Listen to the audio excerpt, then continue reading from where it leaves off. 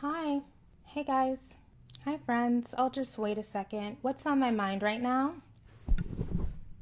I know that hopefully you can hear, right? Um, I'm not giving up the big mic. I have some thoughts, but while people will trickle in, what's on my mind right now? The weather is horrible, my mood is generally dictated by the weather. So I had to put on makeup and I'm wearing real clothes because I'm about to finish up the intro to a video that I recorded yesterday about why people are not having children. So I had to get some momentum by coming on here, You just got to get the momentum going. Shout out to the ADHD girlies. So my momentum exercise for right now will be working through something that kind of came together for me yesterday, but somebody mentioned it again today, and I think I'm onto something. Okay, let's tell the story. I noticed that Deante Kyle was really gaining momentum, like really picking up steam with regard to his digital presence maybe a month ago. And if you haven't heard of Deante Kyle, he has a podcast called Grits and Eggs, I think. And his clips go crazy viral. I am not on TikTok. Y'all know I think y'all need to get off that TikTok, but I am on here and I encounter his clips all the time. And people send me his clips and my partner talks about them and I'm like, oh my God, like Deante is really doing it, right? I have watched a couple of episodes of his podcast on YouTube and I have taken note of the clips of his that have gone viral because I am super into the internet and internet culture and how and why certain kinds of discourse draw people in and pick up steam. And even though Grits and Eggs is not exactly for me, right, as a podcast, I recognize that even if things aren't for me, they can still be valuable. And what I appreciate about Deante's podcast and the clips that go viral and the interviews that he does are how he is intentionally rejecting a lot of that red pill rhetoric. He's intentionally presenting himself as a counter to the kind of corrosive anti-feminism, what I would call red pill loser shit that has picked up steam over the past few years. And he is very clearly a hetero man. And, he talks about his baby mama and talks about becoming a newly visible online person and tells the men that the red pill shit is loser shit. And you go under his comments and there are so many positive comments. And what I really take note of is the men who are like, yeah, like we gotta get away from those losers, like, there's very much like an ethic of, this is a conservative phrase, but like personal responsibility, but not just personal, because that is too individualistic, but like a responsibility that men have in taking care of themselves mentally, economically, like financially, taking care of their communities, taking care of their families. Like foundationally, it's not feminist rhetoric. No, it's not that, but it is community centered. It's collectivist, but it's not misogyny. I mean, it's a little bit misogyny, right? Anytime you're dealing with, okay. And so I took note of that because all the time, like I'm sure you've seen him, Deante Kyle, like he's getting really big. Shout out to him. And I guess he just said he was just able to quit his job. Because that's in my algorithm, now I get served so many more Instagram reels that are men being like, that red pill shit is loser shit. Like, y'all always want to fight with women. I came across some old ass man last night that was like, I mean, it was an old man, because you know I've been real critical of Gen X, because you know I think Gen X ruined the internet or ruined social media, I should say. But it was a old, I won't say old, but he looked like he was mid to late 50s, and being like, yeah, that's so, you know, y'all just want to fight with women, y'all want to go back and forth with women all day, like, you know. And I was like, oh, this now, you know, it took a turn, because I don't like it when y'all go to the gay stuff, you know. And then I got served a video of the Earn Your Leisure people talking about how stupid the passport bros are. And I was like, now, one is a fluke, two, luck, okay? But like three is a trend, okay? So like when I am seeing multiple creators, Black men, who are intentionally using their platforms to say, look, there's a certain kind of discourse, a certain tone to it that has picked up steam, but we have to, and again, not feminists, okay? Not. And they are also not the anti-patriarchy, anti-feminists, okay? Because the anti-patriarchy, anti-feminists that I would describe, they're also misogynists, right? They're just misogynists who only want liberalism to benefit men. And by the way, you know, people don't even really, when people say liberalism, we're talking about classical liberalism, which is choice. I think that this is a thing. And you know why I think that this is a thing? The anti-patriarchy, anti-feminists overplayed their hand. I do. Here's why I say that. Now we are in the midst of this Trump administration, and, you know, the Trump administration is just knocking all of this shit over haphazardly, wantonly, irresponsibly, doing things that people can see are obviously wrong, obviously harmful, obviously misguided, in an attempt to get back at women. I think, and I'm about to finish up this fertility rates video. We'll give a little preview.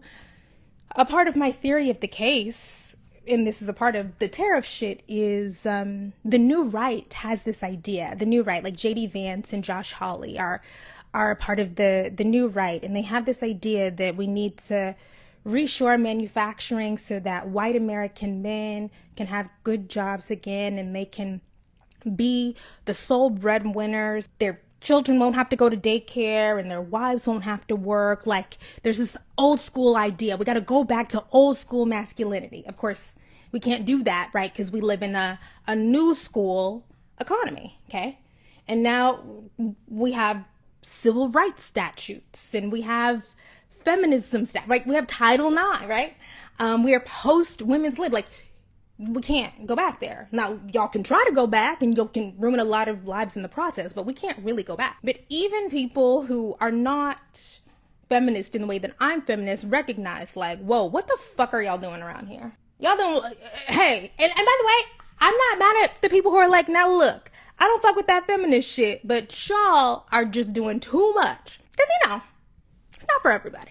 I mean, everybody benefits from feminism, obviously, but, you know, we gotta walk the people through it, okay? We gotta hold their hands. By the way, my makeup looks real good.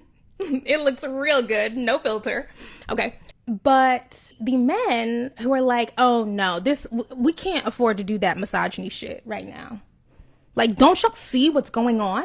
Red pill stuff does not work in the Trump era, because normal people, reasonable people are like, we didn't fuck with that feminist shit, but the Trump people are crazy. Look at Donald Trump's approval rating right now.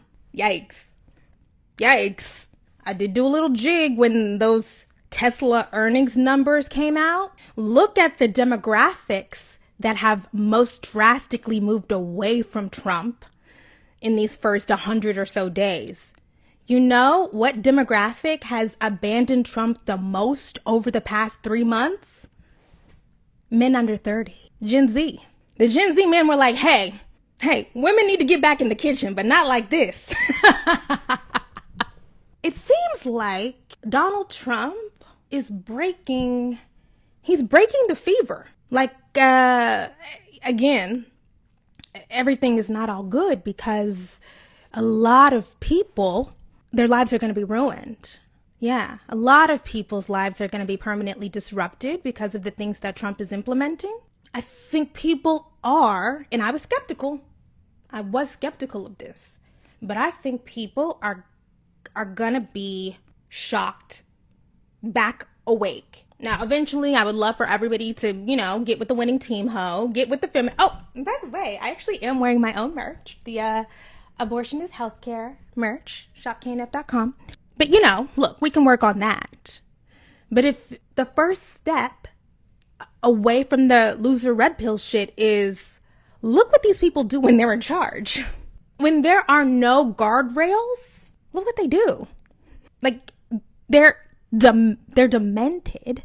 And it would be one thing if you were crazy like a fox and you had a plan. There's no plan. And I got into finance and economics last year, so I do unfortunately watch way too much CNBC and Bloomberg.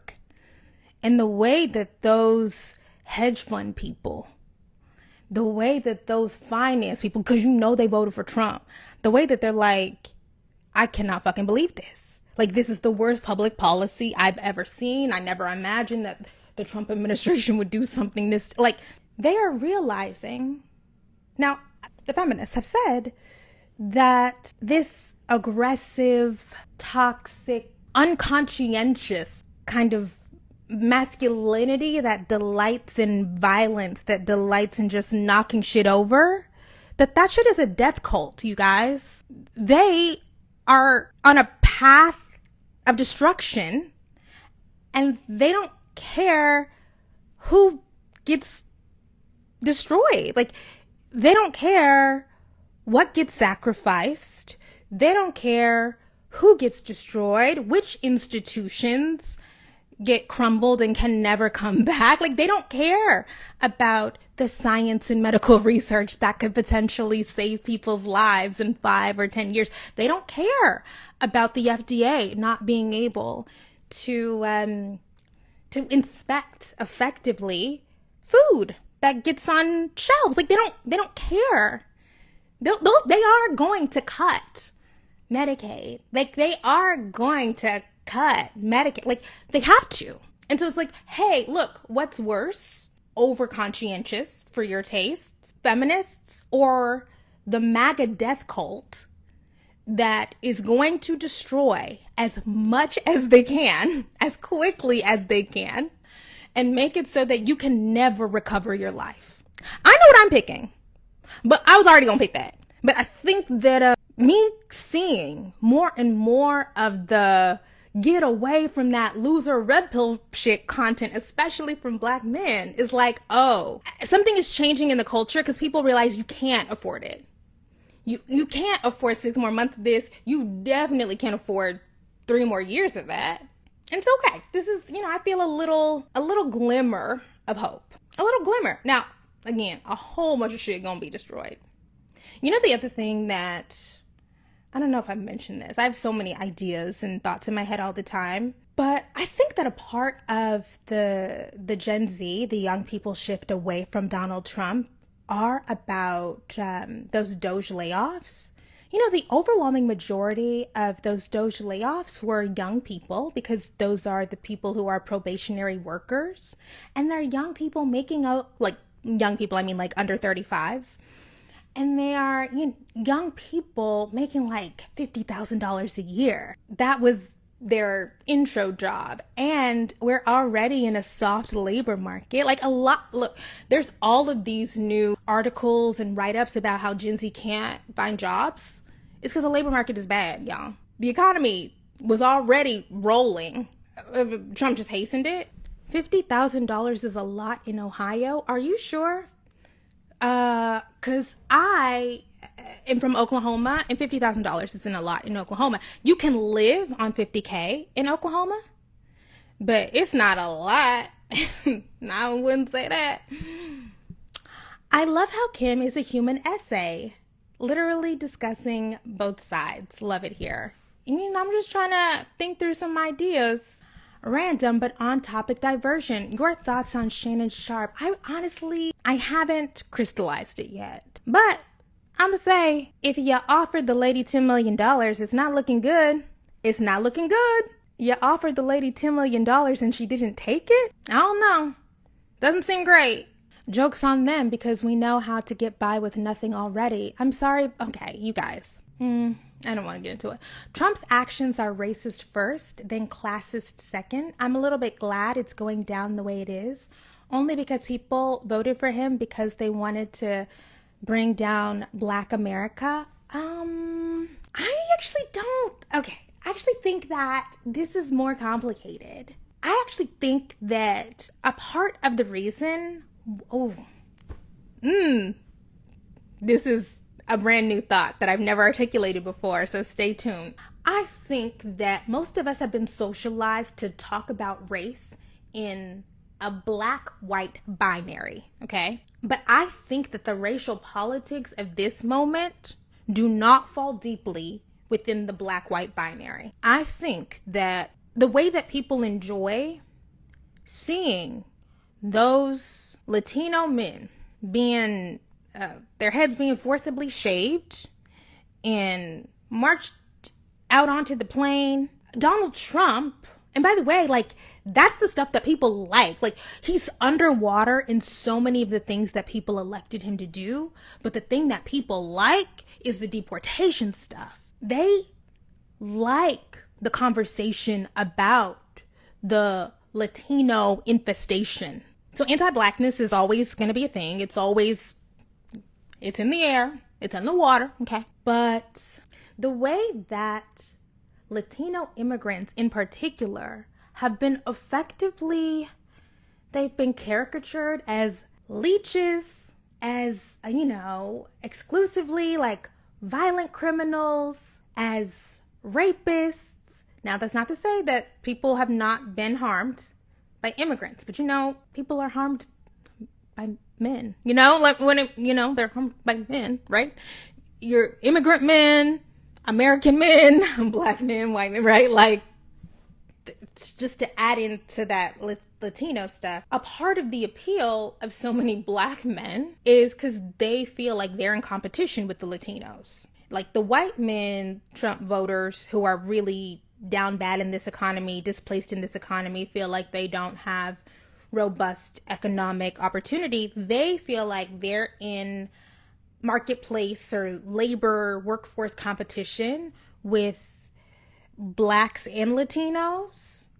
And the Black Trump voters feel like they're in marketplace workforce labor competition, resource competition with Latinos. But there is something, I'm just trying to work it out, something about that third rail. I don't know, Latino isn't a race, people are going to say that, but it's that third rail, that like liminal, it's there, okay.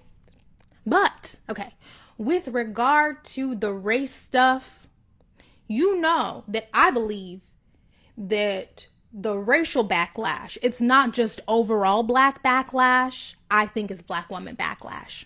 I think it is specifically Black woman backlash. And that also helps get distinct minority, by the way. Distinct minority, we always have to say, like, the overwhelming majority of men who cast a ballot for Kamala Harris. But then we have to think about how many people, didn't vote at all or, disseminated like ridiculous stuff about Kamala Harris. I think a part of that is resentment of the visibility of Black women in charge. I think that all of the Black men who have gotten caught up in it, I think a lot of Trump voters, especially the Black ones, like, didn't even think about all of the Black men that would get caught up, like, in the sweep. So think about the Pentagon, how these Black 5-star generals, 4-star generals just got, like, unceremoniously fired. There's so many Black male federal workers. I always want to emphasize this. The majority of the federal workforce is male, but Misogynists imagine the federal workforce as being predominantly female because they imagine the federal workforce as only doing stupid email jobs. And I got that from Cartoons Hate Her. And by the way, Cartoons Hate Her, that's a Substack that I subscribe to. Great essays, cartoonshateher.com. But she has a couple of really good, I wouldn't call them essays, but they're posts about this. And one of them is like, Doge is about sex. And a part of the thing that drew people to the idea of Doge was, yeah, we gotta destroy the federal workforce because all it is lazy women with basket weaving degrees who are on their laptops all day. And then you realize like, oh no, like those people actually do things. Like we actually do need them. And a lot of those people are veterans because veterans get preferences in the federal workforce. And a lot of those people are in places that are not DC, Maryland, Virginia. They got booted out into a labor market that does not have the capacity to take on tens of thousands of new job seekers. It just doesn't. But I've been saying that for months. The labor market, been shaky for months. I think misogynists are stupid. Like I do, right? Like misogyny is stupid. Like you realize that, and racism is I won't say illogical, like the logic actually, you can see the logic, understand the logic of racism and misogyny, but you're going to get caught up in it, You can't destroy things over here and not get fucked up over here. It's like the Doge people when they're like, y'all don't think that we need to destroy the capacity of the government? The federal government, the workforce is too big and we spend too much money. And I'm like, do y'all think that you can destroy this part of the economy and it not affect the private sector? The private sector stands like to talk about this idea of crowding out, like the government investment means that money, those resources, that energy, that innovation can't happen in the private sector. But no, they work together. The private sector and the public sector work together. They're both important pieces of this group project that we call the American economy. And that's another part of why the American economy is about to be, it's looking bad. It's looking bad. As a knowledge worker, I don't see AI taking jobs anytime soon. It still needs to be QA'd by a person. The creatives, unfortunately, are under attack. Okay, so I've read a couple of things about this. And actually, shout out to Malcolm. Shout out to my boo. He just sent me something about this. So the areas that have been so far destroyed by AI, not destroyed, but meaningfully eroded by AI, software development and writing, but what is it? Like copywriting, like that kind of stuff. And the creatives, the graphic designers. But this is from, I read about this in the Financial Times, maybe a month or two ago. And the writer, and I could find it. Actually, you know that I have a thing about writing down every single article that I encounter. So just give me a minute so I can find the op-ed. Okay. Published on March 27th, 2025. Why hasn't AI taken your job yet? Now, Financial Times has paywall, but there's ways to get around the paywall, but I'm not trying to publicly endorse them. And then they also published a video about that. So basically, the author said that right now AI is only good for replacing very predictable, repetitive tasks. So coding is actually a pretty predictable, repetitive task. Oh, and actually The Verge, I believe. Yeah, I think it was The Verge also did an article talking to software developers. And by the way, software development is just coding. I hate, or software engineer, they do code, about their fears around AI and how they've seen AI implemented. And yeah, it's just to get rid of that stuff. But things that require multimodality or switching tasks or what would I call it? Synthesis, information synthesis. That stuff, AI is not there yet. It can't do it. I did something in ChatGPT. Oh, you know what? Because I was reading. And what was I reading? Torn Apart by Dorothy Roberts.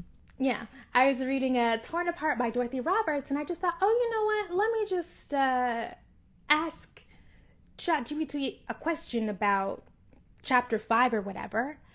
And I said, hey, can you tell me the central thesis of chapter 5 of Torn Apart by Dorothy Roberts? It was completely wrong. And I gave it the title of the chapter, completely wrong. Babe, if y'all are using ChatGPT to do homework, if y'all are using ChatGPT to do real writing, you are in for a rude awakening. Now, I recognized that it was wrong because I had just read the chapter. But if I was trying to use it as Spark Notes or Cliff Notes, I would have been so fucking wrong. If I was trying to use that to write a script, I would have been completely wrong. And it was correct enough to kind of sound right. I was like, oh, the girls are being led astray. Yo, thank you for saying that, Kimberly. Why do we as black people often fail to see racism when it doesn't directly impact us? You know what? I'm actually not mad at black people who feel fatigued. And I've said this before, I'm not mad at people who are trying to reserve their energy and not become deeply emotionally invested in all of this shit. And a part of that emotional investment is looking at those horrifying images of the Latino men, their heads being forcibly shaved, and like looking at the crazy images of them in CCOT, that El Salvador prison, like, because, you know, I'm a touchy-feely, bleeding heart liberal. But as long as we can recognize, again, that the stuff that happens over here, now, it might not impact you today, but it sets precedent. I think it would be naive to think that the due process stuff that is happening with what is his name? Kilmar Abrego Garcia. And by the way, I'm not really a Kilmar Abrego Garcia supporter, because once I saw that domestic violence shit, I said, that's enough for me. Like, I actually think that the due process shit is important, but I'm not out here holding the sign for Kilmar Abrego Garcia. Once I saw that domestic violence, I said, oh, I'm out. I mean, I hope that the Trump administration is compelled to comply with the judicial orders or the judicial opinions, but I'm not holding the Kilmar Garcia signs. No, but, okay, sorry. I recognize that if the Trump administration is just allowed to say, we don't agree with this opinion, so we're not going to comply, horrible precedent. Horrible. Important to remember that ChatGPT is programmed to aid you with the task, which is not always the same as being truthful. Yeah, that makes sense. And so I found that the most effective uses of ChatGPT are lightening the cognitive load. So things like, can you put this in order? You know what ChatGPT is great at? Alphabetical order, numerical order, like that kind of stuff. Even like logical order, like what comes next, prescriptive text basically, is good at that. But like the real heavy duty, it's not there for me. And again, maybe I just think too highly of myself and my cognitive abilities, but I just don't think ChatGPT can do Kimberly analysis. Like, I just don't think it's there. Female dev here. Real coding in a company requires synthesis. AI is very convincing, but technical folks know it falls short. Yeah. So I think that, I was going to say, like, where's my phone? Oh, I'm on my phone. But let me look at, because Malcolm just sent me this today. Where jobs are shrinking and where they're growing, 75%, okay. Software development jobs are down 33% compared to pre-pandemic numbers. So we don't exactly know how this AI bet moonshot is gonna play out. But right now, the tech companies are using AI investments and this AI bet to stop hiring, to reduce the workforce, to not replace people after they quit. And I have seen some software engineers, software developers say that it has streamlined. Instead of replace, honestly, I just think, here's what I actually think will happen with regard to AI. You know, I'm not really listening to the AI maximalists who are deeply invested in the space. Bill Gates has a vested interest in being like, we're going to get AGI next month. You know what I mean? Like Sam Altman has a vested interest in being like, hey, AGI, like, hey, who is the head of DeepMind, Google DeepMind, who has been doing those interviews? I'm sorry, I don't know his name, but like, there's a reason why those people are like, AGI. Hey, you're going to wake up tomorrow and it's going to be AGI. And we're like, okay. What I think will happen is regular people on their regular jobs are going to be expected to be more productive. You're going to have to do more work. You're going to have to do work in a shorter period of time. You're going to get paid the same. Okay. You're not going to get those promotions. It's going to be normalized that because you have access to these tools, you can just do more. I use it as a creative friend to talk and refine my ideas. Yeah, I think the brainstorming part is good. The free-flowing part, yeah, that makes sense. Yeah, they're salivating at the cost savings for sure.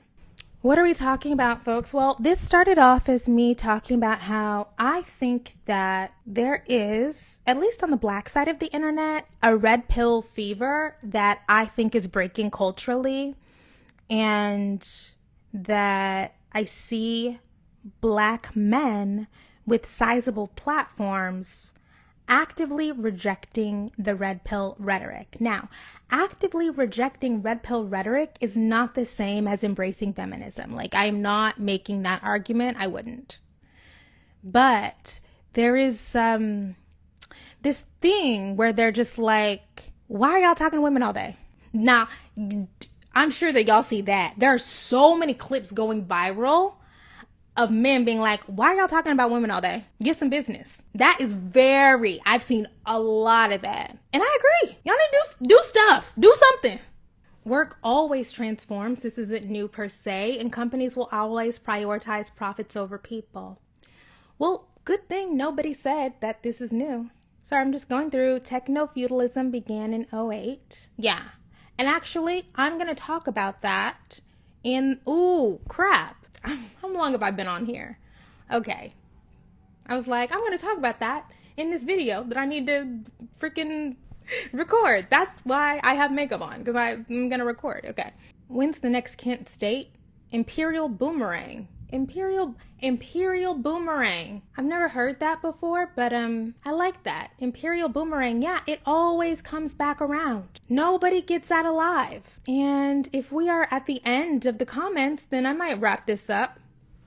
Oh, my teeth are not perfect. In fact, I've been saying that I am going to get Invisalign again. They look perfect. They look good from far away, but you know, I don't wear my retainer anymore, and my permanent retainer back here is not doing what it used to do. I've been saying that I'm going to get Invisalign again. I don't know. But thank you. I'm sorry. I should have just taken the compliment. But you just touched on something I think about a lot, how, dang, do I want to get Invisalign again? But thank you. I appreciate it. But they're not.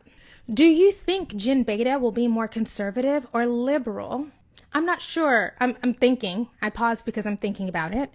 So my nieces are Gen Alpha, and Gen Beta would be the generation after them. I don't know. It's too soon to tell. It's too early to call. But when I look at my nieces, do I think that they are going to be... I think that, honestly, the millennial generation is peak liberalism. And, you know, we don't have enough words because I said liberalism earlier, and by liberalism I mean classical liberalism, meaning choice, okay, markets, okay. But liberalism in the American political context is the Democratic Party. Okay. What do I think my nieces will be? I think they won't have a choice. Well, they're girls. They're girls. So they are going to be more liberal. Yeah, actually, they're girls. So I think that they are going to be more liberal. If they were boys and they were Gen Alpha, I think that they would be more conservative. But there's still so much girl stuff happening. I mean, they're 12. There's still a lot of girl stuff happening. Whatever great feminist undoing that they're trying, there's not enough time for it to take hold. So I've talked about my nieces going to STEM camp and stuff, and it is majority girls doing STEM activities, majority girls. Now, we've over-indexed on that STEM stuff. We got to get away from that. But when STEM education has typically been a marker of masculine engagement with school and masculine engagement with institutional education, and now the girls are taking over that says something. That definitely says something to me about where we're going. But if we're going back conservative, we need to go back to liberal arts, girl. Make the classics classic again. Make the liberal arts great again. I think about a lot. I don't know. If I could mentor children, I would say like liberal arts. Like I would love for one of them. Like one of them can do normal STEM stuff, because I know, like, I come from STEM family. Like somebody has to do something STEM. But I would love for one of my nieces to go to a liberal arts school and choose a useless major. I would love that. Are you kidding? Are you kidding? I would love that. So, you know what? I do not even take it. I don't take it personally at all when people talk about African American studies as a useless major. You want to know why I don't take it personally? Because I recognize that the fact that I could go to college, major in African American studies, like the thing that just grabbed my attention from the first intro seminar with Evelyn Higginbotham and Skip Gates, and know I was going to be okay, is enormous privilege. After I chose AFAM, I never for 1 second questioned, like, how am I going to get a job? Am I going to start? Never. And I wish everybody could afford that privilege. Like I recognize that going to undergrad with so many people who studied history and literature, who studied English, Spanish, or whatever, they're fine. But the fact that they're fine and they never had to worry is just a product of hierarchy and privilege and the value accorded to being affiliated with certain institutions. And because that's just not going to be the case for the vast majority of people, I totally get when people go off on their liberal arts rants or their useless degree rant. I get it. I pray for better days. I wish that we all didn't have to come, because there are a lot of Black Americans who would kill in a philosophy department.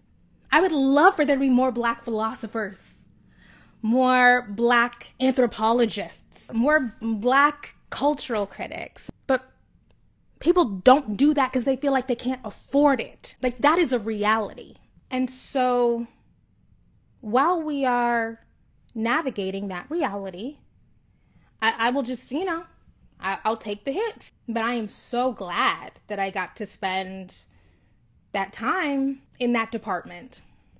I'm so glad I got to spend that time. And I feel so extraordinarily lucky to know that there was no way that I would ever be destitute or homeless with an African American studies degree. As a physician, all I do is liberal arts things in my spare time. Of course, because I've gone over this so many times. And in fact, okay, wait, this will be my last thing. I love Du Bois, okay? I'm a Du Bois, I love Booker T. Washington, but I love Booker T. Washington because I'm Southern and I've always knew that I wanted to be an entrepreneur, and my dad loved Booker T. Washington, right? But with regard to the kind of synthesis of research and gorgeous writing and cultural commentary like Du Bois is like the top, okay? You're the top, you're the Colosseum. Like for me, that's Du Bois. I'm gonna, switch. I went to Harvard, okay? But I said all that to say that the other day I read Of the Wings of Atalanta from The Souls of Black Folk, because I was thinking about this useless degrees conversation. And I was thinking about how the right wing has effectively turned the liberal arts into something that is useless and feminized and for underqualified minorities. When Du Bois was writing that 30 years ago or whatever, a liberal arts education, studying the classics, studying history, studying literature, studying philosophy, studying architecture, what is it, the trivium and the quadrium, I think that's what it was called, arithmetic, geometry, right? Like these things, that was the peak of masculine intellectual inquiry. So much so, wait, I'm looking at this and I'm like, do I have a filter on? I did not mean to have a filter on. Maybe there is a filter. Okay, sorry. Anyways, so I was thinking about how when Du Bois was writing, over a century ago, and when he wrote On the Wings of Atalanta for The Souls of Black Folk, he was responding to an idea that kind of broad-based, wide-ranging intellectual inquiry, that's all, people are, it's so useless. Useless was the highest aspiration when only white men, and really moneyed, propertied white men could do it. Because they were the people who had the privilege to explore the deepest questions of life. They were the people who had the privilege to sit around all day and talk about these questions. I mean, in undergrad, we used to talk about like, will race exist in 20 years? Like, newsflash, it does. Okay, 20 years later, it does. Okay. But to be able to do that and go back and forth, right? Like, the idea was black people we're just not smart enough to do that. Women, not smart enough to do that. That kind of intellectual thinking, that abstract, things that are not, what did Du Bois, it's tied to the, I don't know, it's like tied to the building, the fortification of the soul and spirit. It's not tied to getting money. It's not tied to finding your next meal. Enormous privilege. And so the other reason why I don't take it personally is because I know the history. The idea that women with their tiny little pea brains, why would a woman with her tiny little pea brain read philosophy? Why would a black person with their tiny little pea brain study literature? Like, no. Like, black people aren't thinkers. Like, women aren't thinkers. Women are caretakers, Black people are workers, but they're not thinkers. Being a thinker is important. Having thinkers is important, but having workers is also important. And Du Bois says that in the essay too. Like, we need both. And, Booker T. Washington gets mischaracterized as being like, well, maybe not exactly mischaracterized, because they did have Washington and Du Bois had a bit of a back and forth about this. But there are many times in Washington's work where he says, hey, look, we need the professionals and we need the workers and we need the tradespeople. We need both. I believe that. The problem is that because of black people's history, because of women's history, the idea that black people and women, I'm saying because I'm both, I'm sorry, intersectionality, the idea that we can do literature, we can do history, we can do robust intellectual thought, we can do cultural criticism, we can do art and architecture, we can do archaeology, that's new. It's new. It's brand fucking new. That is why I am not ever gonna be on the train of like, that shit doesn't matter. Y'all, we just started doing it.